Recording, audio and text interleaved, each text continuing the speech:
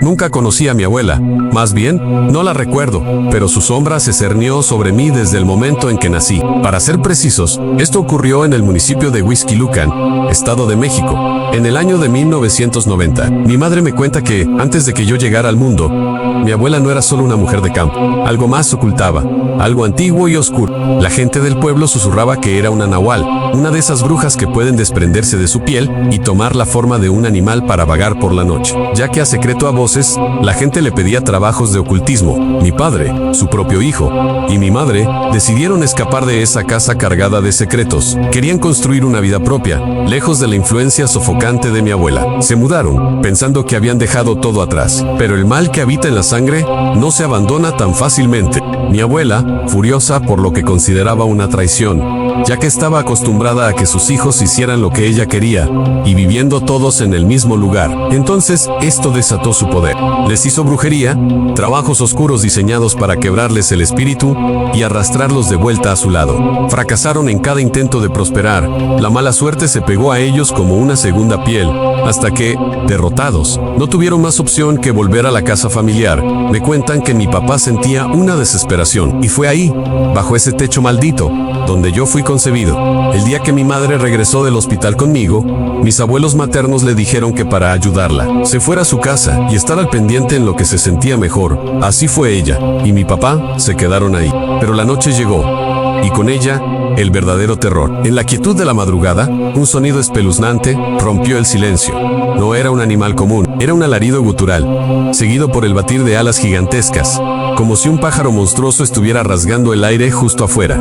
El sonido era tan horrible, tan antinatural, que penetró las paredes y se clavó en mi pequeño cuerpo. Comencé a llorar, un llanto inconsolable. Mi tío, que justo en ese momento salía al baño, escuchó el estruendo, el miedo lo paralizó. El sonido de esas alas era pesado, poderoso, y el chillido que lo acompañaba no pertenecía a este mundo. Corrió despavorido, gritando a mis abuelos. Ellos, acostumbrados a lo inexplicable, salieron de su cuarto de inmediato. El origen de mi llanto era obvio. Corrieron a la recámara de mis padres y golpearon la puerta con desesperación. Mi abuelo gritaba: «¡Es un nahual! ¡Viene por el niño!».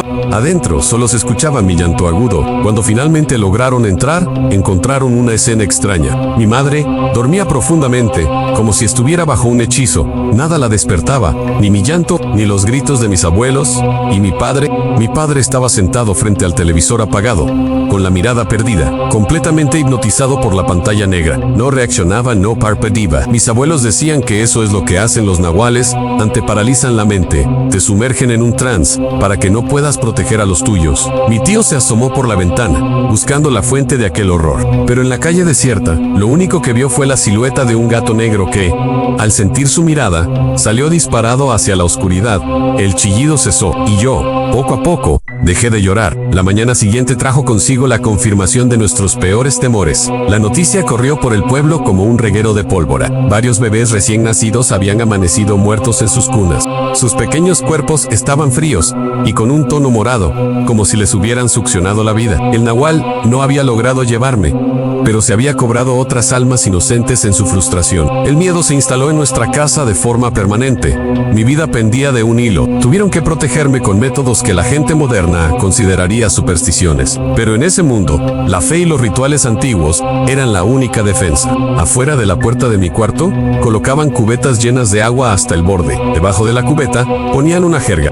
La creencia era que los nahualis, en su forma animal, se verían reflejados en el agua, y por alguna ley arcana, no pueden ver su reflejo. Asimismo, por esa razón se ponen espejos y tijeras de metal. Pero lo que encontraban cada mañana era aterrador. Las cubetas estaban volcadas, el agua derramada por el suelo. La jerga aparecía rasgadas. La bestia había estado ahí, justo al otro lado de mi puerta, intentando entrar noche tras noche.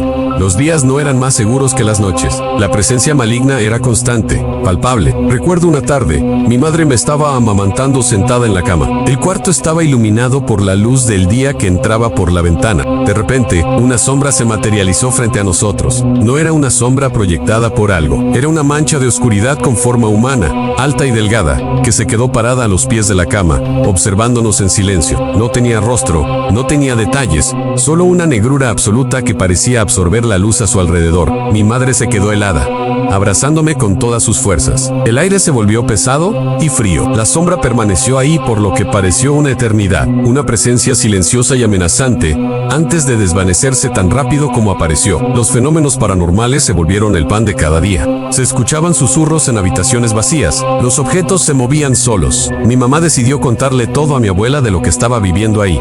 Y las dos decidieron buscar en su cuarto, ya que también llegaba un aroma fétido. Lo que encontraron en los cajones de la cama fue un muñeco vudú. Precisamente mi mamá recordó que ahí se había sentado mi abuela paterna cuando fue a vernos como estábamos. No pudimos creer que mi propia abuela estuviera haciendo eso a su propia nuera y nieta. En la mañana siguiente, mi abuela paterna fue a ver a mi mamá para ver cómo seguía, y cuando vio que me estaba dando pecho, le prohibió que me diera, ya que me haría daño. Mi mamá extrañada le preguntó cómo me haría daño la leche materna si es esencial para un bebé. Ella no supo qué responder y le dijo que no me diera. Mi mamá no hizo caso. Después mi abuela le dijo a mi mamá que quería que me fuera con ella a dormir, así ella pudiera descansar mejor. Mi mamá, por supuesto, le decía que no. Después de haber visto tantas cosas sin explicación, tenía miedo que me fuera a hacer algo, pero ella insistía, pero nunca se lo permitió. Si no, tal vez ya no estaría contando esto. Un día mi abuela paterna le hizo de comer a mis papás unas quesadillas, pero ella lo separó en 2 platos.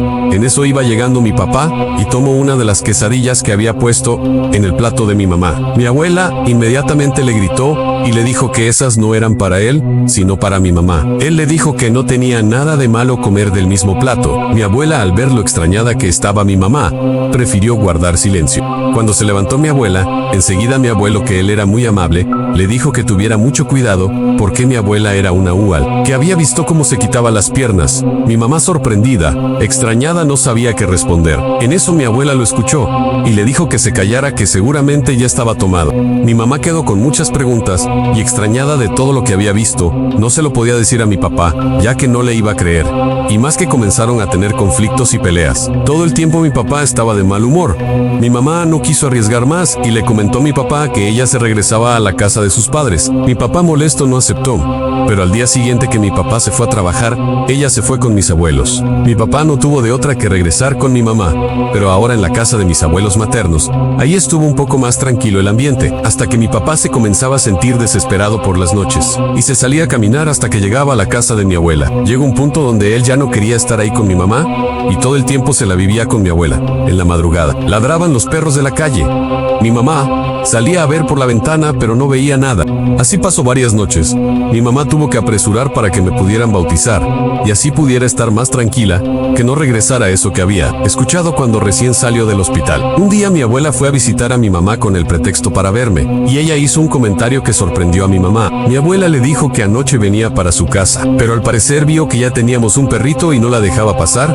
Mi mamá, extrañada, le dijo a qué hora había sido. Mi abuela contestó que como a las 3 de la madrugada. Mi mamá, espantada, le dijo que hacía a esas altas horas de la noche en la calle, a lo que ella solo respondió que no podía dormir y salía a caminar. Mi mamá no supo qué decir, y con ese tipo de cosas se dio cuenta que sí era una bruja, que tanto decía la gente. Conforme pasó el tiempo, mis papás se divorciaron, ya que fueron más peleas constantes. Mis abuelos y mi mamá tuvieron que cambiar de casa para desaparecer de las garras de mi abuela, que no nos dejaba en paz. Conforme crecí, comencé a notar que podía sentir las energías de la gente, y una persona me dijo que tenía ciertas habilidades para poder ver cuando algo estaba mal. Tenía sueños premonitorios y cosas por el estilo. Sé que ella sigue ahí, esperando. La gente cree que estas son solo leyendas, cuentos para asustar a los niños, pero yo sé la verdad. Viví con ella y crecí bajo su acecho. Mi familia fue testigo de ese acontecimiento. La sangre llama a la sangre, y sé que, de alguna manera, la maldición de mi abuela corre por mis venas. Cada noche, cuando escucho un ruido extraño afuera, una parte de mí se pregunta si ha venido a que yo siga su herencia. Pero jamás será así. Nunca haría el mal, ya que todo lo que hagas en esta vida tiene un regreso. Gracias por escuchar mi historia. Si te gustan este tipo de relatos, no olvides suscribirte y darle a la campanita para no perderte ninguno. Nos vemos en el próximo video.